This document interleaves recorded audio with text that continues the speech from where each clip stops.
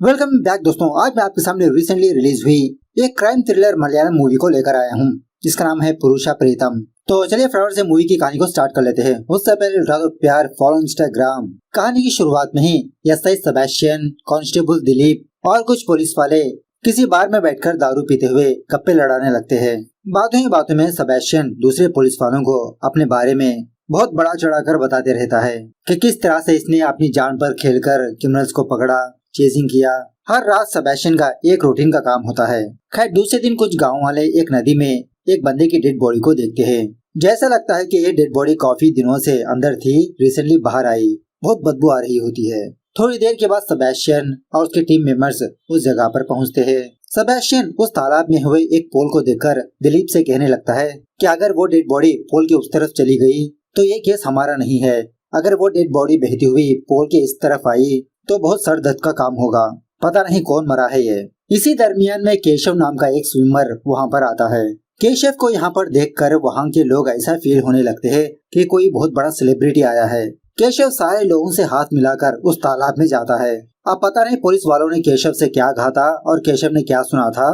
उस dead body को पोल के उस तरफ भेजने के बजाय वो किनारे पर लाता है, जिसकी वजह से सेबेस्टियन केशव को गालियां देते हुए एम्बुलेंस को बुलाता है। उसके बाद दिलीप केशव के पास आकर उससे बात करने की कोशिश करने लगता है तो केशव ऐसे बात करने लगता है कि जैसे इसके मुंह में कुछ है। दिलीप डांटने पर तब जाके केशव अपने मुंह से सोने की अंगूठी निकालता है। मतलब उस डेड बॉडी से केशव ने ये सोने की अंगूठी चुराई। दोबारा दिलीप डांटने लगता है कि तुमने एविडेंस को चुराया। उसके बाद उस डेड बॉडी को मार्चुरी रूम में भेजा जाता है। अब पुलिस वाले यही इंतजार में होते हैं कि शायद कोई आकर इस डेड बॉडी की शिनाख्त करेगा। बेचारा कांस्टेबल दिलीप उसी मार्चुरी रूम के पास अपनी ड्यूटी करते रहता है और ऊपर से बहुत गुस्सा भी करने लगता है। पता नहीं और कितने दिन रहना पड़ेगा मुझे यहाँ पर। जो कोई भी आता यही कहने लगता है कि इसको हम नहीं जानते। खैर एक दिन वहाँ का डॉक्टर दिलीप से कहने लगता है कि एक्चुअली हमारी बहुत ही छोटी हॉस्पिटल है, सिर्फ 8 डेड बॉडी से मार्चुरी रूम में रख सकते हैं। अगर आप एक ही डेड बॉडी को यहाँ पर रखोगे तो बाकी डेड बॉडीज का क्या होगा। अगर बॉडी लेने के लिए कोई भी नहीं आया तो अनआइडेंटिफाइड डेड बॉडी के नीचे रिकॉर्ड लिखकर किसी जगह पर दफना दीजिए। क्या आप इस बात से सहमत है कि हर साल समय तेजी से उठता जा रहा है और हम जो योजना बनाते हैं वो हमेशा पूरा नहीं होता। अक्सर इसी का कारण पैसा ही होता है। ऐसे मामलों में बेहतर है कि हार ना माने और कार्य करे, एक नया अनएक्सपेक्टेड खाते की पूंजीकरण करे, या हमेशा पहले जमा राशि पर 150 और प्रोमो कोड के साथ 150 फ्री पिन लेते हैं। तीसरा स्लॉट चुनिए और बुनियादी विवादन पर ध्यान देते हुए एक छोटा सा दान लगाए। खेल को ठंडे दिमाग से खेलो और समझने का कोशिश करो और भाग निश्चित रूप से आपके पक्ष में होगा। दूसरी तरफ सेबेस्टियन अपनी गर्लफ्रेंड सुजाता के साथ कार में इधर उधर घूमते रहता है। अपने जान पहचान के लोगों से घर के बारे में पूछने लगता है, क्या किसी का घर खाली है, मैं और मेरी वाइफ आना चाहते हैं थोड़ा टाइम स्पेंड करने के लिए। तो फाइनली सेबेस्टियन को एक घर मिल जाता है, लेकिन उस घर की औरत इन दोनों को ऐसे ट्रीट करने लगती है कि इन दोनों की नई नई शादी हुई है। उसी वक्त कांस्टेबल दिलीप सेबेस्टियन को कॉल करके यही बताने लगता है कि डॉक्टर ने ऐसा कहा, हम ज्यादा दिन तक उस डेड बॉडी को यहाँ पर नहीं रख सकते। सेबेस्टियन कहने लगता है, अरे तुमको जो मन में आया वो करो, मैं पहले से यहाँ पर एक प्रॉब्लम में फंसा हुआ हूँ। इस तरह से सेबेस्टियन अपना फोन काट देता है। खैर रात होने के बाद दिलीप उस डेड बॉडी को लेकर एक शमशान घाट पर जाता है। गोपाला और सन्नी नाम के 2 बंदों से मुलाकात करके यही कहने लगता है कि तुम दोनों एक अच्छी सी प्लेस देखकर इस डेड बॉडी को वहाँ पर दफना दो। और उसी तरह इन दोनों को एक शीशे के बोतल में पेपर रखकर इन दोनों को देता है। दफनाते वक्त इस बोतल को भी वहाँ पर रख दो। मतलब उस पेपर में इस डेड बॉडी के रिलेटेड कुछ इन्फॉर्मेशन होती है। खैर दूसरे सीन में सुसन्ना नाम की एक बंदी को दिखाया जाता है जो फिलहाल 4 दिन बाद न्यूज़पेपर में ये न्यूज पढ़ने लगती है कि किसी तालाब में एक बंदे की डेड बॉडी पाई गई। सो सुसन्ना अपने भाई अभी के साथ मिलकर पुलिस स्टेशन आती है। सेबेस्टियन से मुलाकात करके ये कहने लगती है कि मैं और मेरा हस्बैंड बॉबी अमेरिका में रहते हैं। जब जब हम दोनों केरला आते हैं, मतलब हमारे गाँव, कुछ दिन स्पेंड करके दोबारा हम अमेरिका चले जाते हैं। 6 महीने पहले मेरे हस्बैंड बॉबी ने रात के वक्त हमारे घर के पास किसी की परछाई देखी थी। सो वही चेक करने के लिए मेरे हस्बैंड ने टॉर्चलाइट लेकर हमारे घर से बाहर गए। लेकिन जब से मेरा हस्बैंड बॉबी मिसिंग है, वापस ही नहीं लौटा। 6 महीनों पहले मेरे हस्बैंड की मिसिंग कंप्लेंट भी लिखवाई थी मैंने। मुझे लगता है तालाब में जो डेड बॉडी मिली थी वो शायद मेरे हस्बैंड की ही हो सकती है। मेरे हस्बैंड की उम्र 45 साल है और बालों को थोड़ा कलर भी लगाते हैं। सो सेबेस्टियन उस डेड बॉडी की फाइल को चेक करके सुसन्ना से कहने लगता है कि वो डेड बॉडी आपके हस्बैंड की नहीं है, क्योंकि उस डेड बॉडी के सर के बाल काले थे और इसी तरह आपसे भी थोड़ा हाइट ज्यादा हो सकता है। सुसन्ना कहने लगती है, नहीं, मुझे 100% शक है कि वो डेड बॉडी बॉबी की ही हो सकती है। मुझे वो डेड बॉडी देखनी है। सेबेस्टियन कहने लगता है कि उस डेड बॉडी को हम लोगों ने कब का दफना दिया, लेकिन फिर भी सुसन्ना डेड बॉडी को बाहर निकालकर दिखाने के लिए कहती है। सेबेस्टियन कहने लगता है अगर ऐसा करना होगा तो इसके लिए बहुत ही लंबा प्रोसेस है, और वैसे भी मैं आपको बता रहा हूँ ना, वो आपका हस्बैंड नहीं है, आप जा सकते हो। उसी वक्त कांस्टेबल दिलीप वहाँ पर आता है। सुसन्ना से पूछने लगता है क्या आपके हस्बैंड गोल्ड रिंग पहनते हैं? सुसन्ना कहने लगती है नहीं। दिलीप कहने लगता है तब तो वो डेड बॉडी आपके हस्बैंड की नहीं है, आप जा सकते हो। खैर दूसरे दिन सुसन्ना एक लॉयर के साथ दोबारा पुलिस स्टेशन आती है। वो लॉयर सेबेस्टियन से कहने लगता है हर एक डेड बॉडी को एटलीस्ट 7 दिनों तक मॉर्चरी रूम में रखना है। क्या आप ये रूल भूल गए? ऐसे कैसे आप उस डेड बॉडी को दफना सकते हो? फिर भी आपका फर्ज बनता है कि उस डेड बॉडी को उसके कब्र से निकालकर उनकी फैमिली को दिखाना होगा। आपने मेरी क्लाइंट सुसन्ना को कैसे मना कर दिया? सेबेस्टियन कहने लगता है अरे सर, ये जो मैडम अपने पति के बारे में पॉइंट्स बताया था, वो एक भी पॉइंट्स उस डेड बॉडी से मैच नहीं हो रही।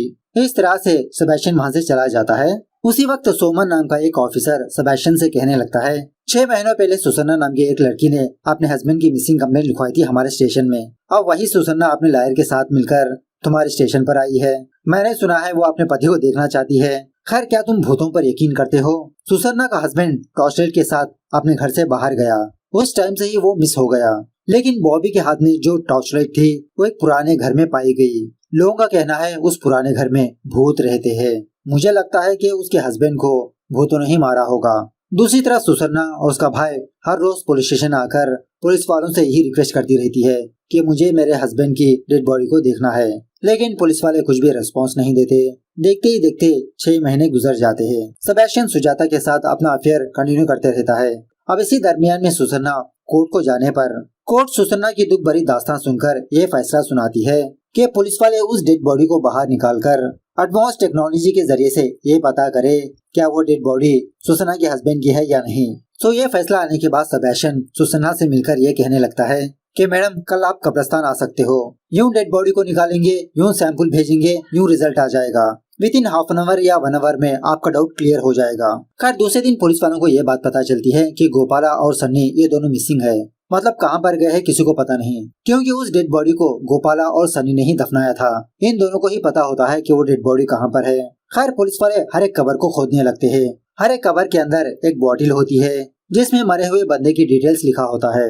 तो काफी सारे कबर खोदने के बावजूद भी पुलिस वालों को ये बात पता नहीं चलती कि गोपाला और सन्नी ने उस डेड बॉडी को कहाँ पर दफनाया। ऑलमोस्ट सुबह से लेते हुए शाम होने आती है। सुसन्ना गुस्से में आकर सेबेस्टियन के पास जाकर कहने लगती है क्या सच में आपने मेरे हस्बैंड की डेड बॉडी दफनाया या तो फिर किसी मेडिकल कॉलेज को भेज दिया? सेबेस्टियन गुस्से में आकर दिलीप को डांटने लगता है अगर उस रात तुम यहीं पर रहते तो इतना बड़ा कांड नहीं होता। उसके बाद सुसन्ना का केस कोर्ट में जाता है। पुलिस की लॉयर जज से कहने लगती है कि पुलिस वाले उस डेड बॉडी को उसी ग्राउंड में दफनाया था, लेकिन बारिश और बाढ़ आने की वजह से शायद वो डेड बॉडी बहकर चली गई होगी। इस तरह से पहले भी ऐसी घटनाएं हुई थी। जज कहने लगती है तो मुझे आप लोग ये रिपोर्ट दीजिए क्या उस ग्राउंड में क्या वही डेड बॉडी मिसिंग है या तो फिर दूसरे डेड बॉडीज भी बहकर चली गई। उसके बाद सेबेस्टियन की हायर ऑफिसर सेबेस्टियन को अपने कैबिन में बुलाकर कहने लगती है अगर तुम उस टाइम ही सुसन्ना को वो डेड बॉडी दिखा देते तो इतना बड़ा कांड नहीं होता, और वैसे भी जो डेड बॉडी पानी में भीग चुकी होती है उसके बालों का कलर तो कब का जा चुका होता है। इस तरह से डांट डपट कर सेबेस्टियन और दिलीप को सस्पेंड कर देती है। खैर दूसरे दिन सेबेस्टियन दिलीप के घर जाता है। कहने लगता है कि तुमको किसी भी तरह से गोपाला और सन्नी को ढूंढ निकालना होगा। अब वो दोनों ही जानते हैं कि उन दोनों ने उस डेड बॉडी को कहां पर दफनाया, तभी हम दोनों की जॉब बच सकती है। इस तरह से सेबेस्टियन और दिलीप उन दोनों की तलाश में लगे रहते हैं। पता चलता है कि सन्नी मर चुका है। उसके बाद ये दोनों गोपाला को तलाश करने लगते हैं। फाइनली बहुत ही मुश्किल के साथ इन दोनों को गोपाला का पता लगता है। उस डेड बॉडी के बारे में पूछने पर गोपाला कहने लगता है कि पहले मुझे दारू पिलाओ तभी मुझे सारी बातें याद आती है। तो सेबेस्टियन गोपाला को दारू पिलाने लगता है। दारू पीने के बाद बहुत सोचने के बाद सेबेस्टियन से कहने लगता है हाँ अब मुझे याद आया, उस दिन सन्नी ने उस डेड बॉडी के साथ बोतल रखने के बजाय दारू की बोतल रख दी। ऐसा कहते हुए सेबेस्टियन और दिलीप को उस डेड बॉडी की कबर दिखाने लगता है, मतलब जहाँ पर इन दोनों ने उस बंदे को दफनाया था। दूसरे दिन पुलिस वाले उस कबर से हड्डियों को निकालकर एडवांस टेक्नोलॉजी से टेस्टिंग करवाने लगते हैं। तो ये बात पता चलती है कि वो डेड बॉडी बॉबी की ही थी। खैर दूसरे दिन सेबेस्टियन के घर में काम करने वाली बंदी जो सेबेस्टियन की मां का ख्याल रख रही होती है वो अपने काम को स्टॉप कर देती है क्योंकि सेबेस्टियन ढंग से सैलरी नहीं दे रहा होता। तो सेबेस्टियन बहुत फ्रस्ट्रेट होकर दिलीप को एक बार में बुलाता है। इसको बहुत डांटने लगता है कि तुम्हारी वजह से हम दोनों की जॉब गई। अब मुझे समझ में नहीं आ रहा कि क्या करूं मैं। दिलीप कहने लगता है कि सर वो डेड बॉडी सुसन्ना के हस्बैंड की नहीं है, क्योंकि 6 महीनों पहले जब मैंने सुसन्ना से पूछा था कि आपका हस्बैंड सोने की रिंग पहनता है तो सुसन्ना ने मना किया था। लेकिन जब मैंने उस डेड बॉडी को देखा था तो उसके हाथ में एक गोल्ड रिंग थी जो मैंने छुपा के रखा था। कहने लगता है कि हम कोर्ट में इस गोल्ड रिंग को दिखाकर ये प्रूफ कर सकते हैं कि सुसन्ना झूठ बोल रही है। यह देखने के बाद सेबेस्टियन दिलीप को बहुत डांटने लगता है। अगर तुम अब जाके ये सबूत कोर्ट में दिखाओगे तो कोर्ट हमको ही चोर बनाएगी। क्या फालतू काम करके रखा है तुमने। उसके बाद जब सेबेस्टियन अपने घर जाता है तो इसकी माँ बेचारी नीचे पड़ी होती है। सेबेस्टियन बहुत ही मुश्किल से अपने घर के काम अपने माँ की देखरेख करते रहता है। उसके बाद एक दिन सेबेस्टियन सुजाता के घर जाता है। सुजाता का फादर सेबेस्टियन से कहने लगता है मैंने अपने दामाद की मिसिंग कंप्लेंट लिखवाकर कितने दिन हो चुके हैं, अभी तक तुमने मेरे दामाद को ढूंढा नहीं और बार बार तुम सुजाता को पुलिस स्टेशन ले जाते रहते हो। लेकिन क्या फायदा बार बार सुजाता को पुलिस स्टेशन बुलाकर। सेबेस्टियन इसकी बातों को इग्नोर करते हुए सुजाता को साइड में बुलाकर कहने लगता है कि मेरी माँ की देखरेख करने वाली बंदी जॉब छोड़ दिया। कुछ दिनों तक तुम मेरी माँ का ख्याल रखो। जब मैं दोबारा ड्यूटी पर ज्वाइन हो जाऊंगा तुमको सारे पैसे दे दूंगा। तो सुजाता भी इसके लिए ओके कह देती है। इस तरह से ये दोनों हैप्पीली एवर आफ्टर की जिंदगी गुजारने लगते हैं। इसी दरमियान में एक दिन सुजाता उस गोल्ड रिंग को देखती है जो डेड बॉडी के हाथ में थी। सेबेस्टियन के पास आकर पूछने लगती है कि ये रिंग कैसे मिली तुमको। ये रिंग मेरे हस्बैंड की है, क्या किया तुमने मेरे हस्बैंड के साथ। ये सुनने के बाद सेबेस्टियन शॉक में रह जाता है। अपने हायर ऑफिसर्स को कॉल करके इसी के बारे में बात करने की कोशिश करने लगता है, लेकिन कोई भी बंदा सेबेस्टियन से बात ही नहीं करना चाहता। बाद में सेबेस्टियन डायरेक्टली सुसन्ना के घर जाता है। उस वक्त सुसन्ना अपने कपड़े शपड़े पैक करके अमेरिका जा रही होती है। अब सुसन्ना के घर में उसका लॉयर भी मौजूद होता है। सेबेस्टियन कहने लगता है कि तुम दोनों ने पुलिस को ही धोखा दिया। वो डेड बॉडी तुम्हारे हस्बैंड की नहीं थी, मेरे पास सबूत भी है। तुमने ही अपने हस्बैंड को मारकर उसकी डेड बॉडी रिप्लेस कर दी। रोते हुए सुसन्ना सेबेस्टियन से कहने लगती है हाँ वो डेड बॉडी मेरे हस्बैंड की नहीं है। एक्चुअली मुझे मेरे हस्बैंड की डेथ सर्टिफिकेट चाहिए, इसलिए मैं इसी मौके की तलाश में थी कि किसी की अनआइडेंटिफाइड डेड बॉडी मिले। अगर मेरे हस्बैंड की डेथ सर्टिफिकेट होगी तभी मैं वापस अमेरिका जा सकती हूँ। मेरा हस्बैंड मुझे रोज मारा करता था, रोज टॉर्चर किया करता था। इंडिया आने के बाद भी मुझे बहुत टॉर्चर किया। एक दिन मुझसे झगड़ा करके अपने घर से बाहर चला गया। उसके बाद मैंने अपने हस्बैंड को बहुत ढूंढा लेकिन वो कहीं पर भी नजर नहीं आया। डेथ सर्टिफिकेट होगी तभी मैं अमेरिका जा सकती हूँ, इसलिए सारे लोगों को यही यकीन दिलाया कि वो डेड बॉडी मेरे हस्बैंड की ही है। उस दिन फॉरेंसिक वालों को रिश्वत देकर रिपोर्ट्स बदल दी।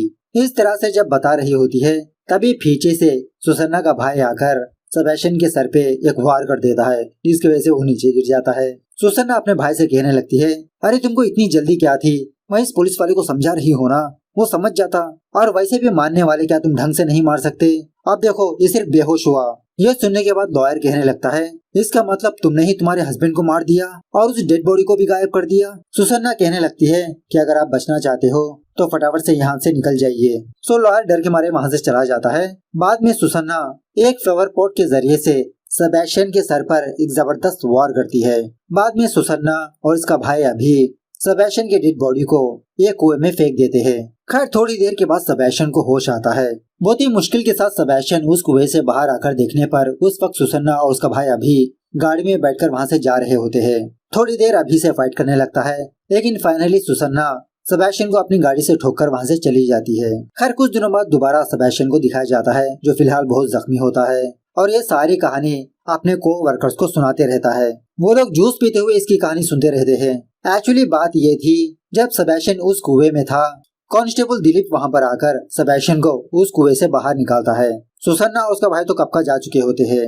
फाइनल सीन में रियल पुलिस वाले कुछ रियल घटना के बारे में बताते रहते हैं कि अगर पुलिस वालों को अनआइडेंटिफाइड बॉडी मिलेगी तो इन लोगों को एक बहुत बड़ा सरदर्द बन सकता है।